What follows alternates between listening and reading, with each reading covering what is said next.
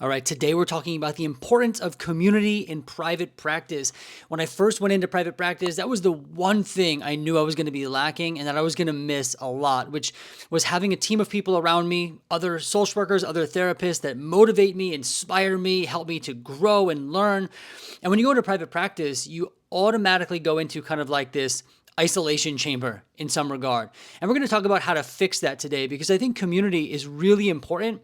And I also think we can build and create communities within private practice. We don't have to be isolated. So that's what we're going to talk about today. I'm going to talk with you about the importance of it and why I think community is integral to building a strong, solid group practice, even if you're a solo provider.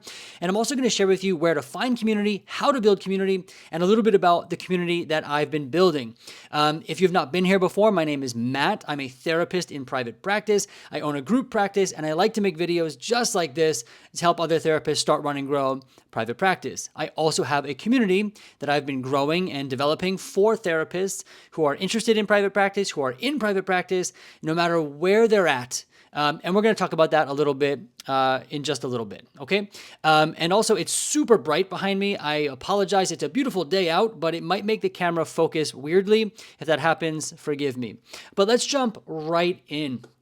So community, why is it important? I think there's two main reasons why it's important in private practice. The first is for support. You'll see my notes right here on the screen. You can follow along.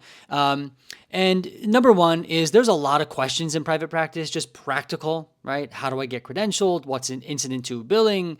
How do I get set up? What EMR do I use? And on and on and on. So to have support, have other therapists that you can ask and look to see what they've been doing. Maybe they have just answers for you, ideas for you. So helping one another through challenging problems, and there's a lot of them, right? And they don't have to be challenging. They can just be any problem, right? So to have people to ask, huge. I found that so helpful in my journey.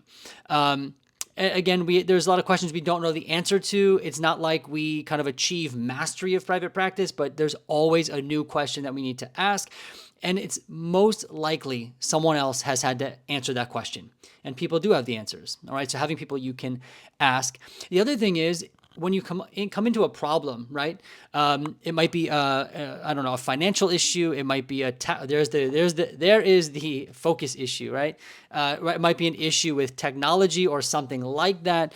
Sometimes we don't know who to ask. And so to have a group of therapists or a group of people, community of people that you can ask where to go, this is really, really helpful. Sometimes it's not just the answer, it's just saying, hey, you should ask an accountant, right? So I find that to be tremendously helpful. You're getting pointed in the right direction. Now let me try to fix this. This is bothering me a lot. All right, please focus, stay there. All right, I think that will work. So that's kind of the support aspect, right? Next is motivation. And this one I overlooked when I first started, but there's something about being in private practice that can be a little bit isolating in terms of the motivation, right? You eventually get to a point where you're comfortable or you've kind of grown a caseload and you just kind of hover there. And that's a fine place to be. But we also want to be motivated to grow, right? Maybe we want to grow our caseload. Maybe we want to start a group practice. And maybe we just want to learn more about a different skill set. Maybe I want to learn more about accounting. Maybe I want to learn more about making videos. And sometimes we can lose that motivation when there's not people around us pushing us or challenging us. So I find having a community of people to help motivate us to grow in whatever way that is huge, so helpful. With that comes the inspiration, right? When I watch other therapists or I look at other therapists in the communities that I'm a part of and I see them doing, really cool things, maybe they're making podcasts or maybe they're growing a group practice and hiring new people, I'm always inspired. And there's something about having a community of people to inspire you in private practice that is tremendous as well. Challenging one another, right? I just mentioned that, but if I see a colleague of mine starting a podcast about something, I want to start a podcast. I want to learn how to do that, right? Or if I see someone with a skill set in accounting, they know how to work QuickBooks really well. Well, I want to learn how to do that. If they can do it, I want to learn too. So the inspiration, the challenging one another. And then we can help one another grow, right? So as we're all motivated to develop our practices, grow our practices, we're going to get stuck. And then we come back to support, right? And we're able to help and support one another, help each other grow. And to have a group of not only therapists, but like-minded therapists who want to grow in private practice, who want to not just stay stagnant, I find this to be tremendously helpful in helping one another. And then we can also help each other stay accountable. So, I don't know, this week I want to learn about QuickBooks, and so to put that in a community of people who can help me stay accountable would be really helpful, right? So you share that with the community. Hey, I really want to learn QuickBooks this week. I want to watch at least 2 tutorials and learn one new skill. Help me stay accountable. Just by sharing that with people, I'm going to feel like it's more, more real. But then to have people say, hey, did you do it? Or to check in with me is going to be awesome. And that happens within a community. All right. So, and I'm just breaching the surface here, but I think support and motivation are 2 things that you will get from community. And those 2 things, I promise you, will help your practice grow. It will not only benefit you, but most likely your clients as well. As you're growing your practice, changing your practice, updating your practice. As you can tell, I'm very excited about community and the potential here in private practice. But that then begs the question, for a lot of us, we're virtual therapists, we're running practices, from our homes. And where do I find community in private practice? Let's talk about that now. Well, the first place you can find is the community that I've been growing. Now, I just launched this gamified element to the community where I launch weekly challenges. People can compete, very friendly competition, and win prizes, right? So at the end of each week, whoever has the most points, we're going to give Starbucks money to. You can buy coffee, tea, whatever it is you need.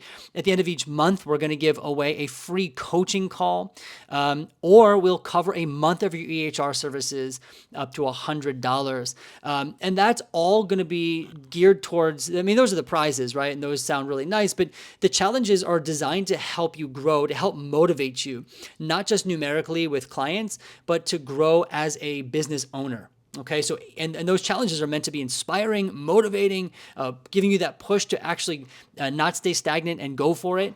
And that's my community. You can join that. There's a link down below if you want to learn more about it. You can check out the community website and learn a bit more. And then also in that community, which it's always been the case, it's a place where you can interact with me directly.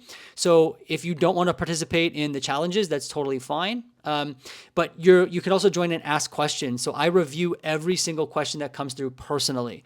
So if you have a question about private practice, you need practical support, it's a great place to ask that question. Again, I will get it directly. I'll review it and I'll respond to it.